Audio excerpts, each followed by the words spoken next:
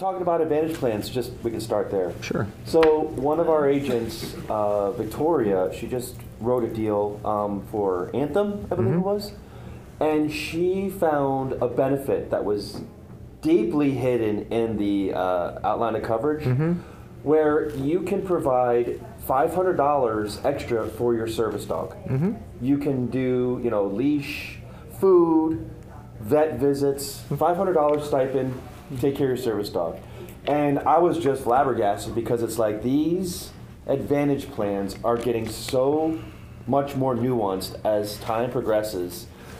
It's fun to learn how to read the summary benefits because when these new plans come out, I wonder how creative they're going to be. They like to all kind of stay in the same boat and kind of raise and lower the price of each benefit, but I wonder what it's going to be like this year with a new, what would be the new creative way to try and get clients on these Advantage plans. Quick question, Griff. Yeah. How do you determine a service dog? Can you just say, hey, my dog's a service dog? No, there's a certification. You gotta have paperwork. Not like off Google paperwork either. Anthony's getting a report back. Does your service dog like Doritos? Yeah. And Heineken? Because I don't think that's totally I can see a little bit of fraud. You don't just get a bedazzled vest and say, I can take it on an airplane now. Or you get a graduation certificate from DeVry University.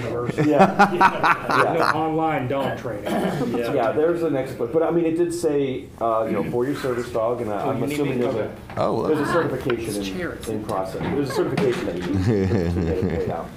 Now, but it was cool to see. Clarification, is that Anthem AmeriGroup, like Texas, or Anthem Blue Cross, California? That is Anthem Blue Cross. Yeah, and Vic is probably she's wrapping up a deal. She'll probably come in here and talk about it. But she was talking about it earlier today with her deal, and it was like, man, I'm just excited to see what new inventive ways these Advantage plans are going to try and get new clients. So it's really cool, like in the macro sense, because we all know because Medicare supplements were standardized. Right. They differentiated really their pricing, because that's really the only thing that's different on them based off of the underwriting classes they want to accept. So one company's really good at cardiovascular events, the other one's good at neurological stuff, and they were really targeted at, and their actuaries would get really into it. But since Advantage plans, especially like D-SNPs, well, they don't have anything really other than ancillary benefits to offer people, so they're targeting different groups of people.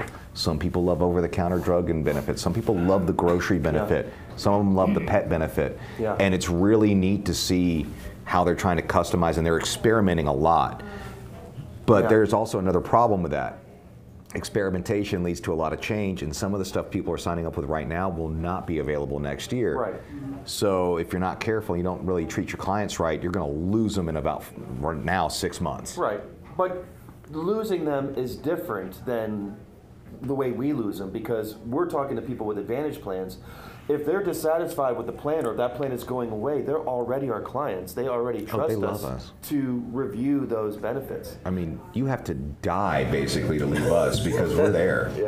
I mean, well, it's cool because the Part B give back is very new, and that is very alluring to these people. But then again, there's also the question of Part B give back versus someone that's on a dual special needs plan that doesn't have a Part B cost in the first place. Right. So that can trick a lot of people up. That can really screw up, and a lot of agents don't understand that. So. Well, the other thing is you have to have your Part B taken out of your Social Security, or you don't get it back either. Bam! Correct. There you go. I mean, so if you're not taking drawing your Social Security, you're doing the payment, quarterly payment, you don't get it. Right.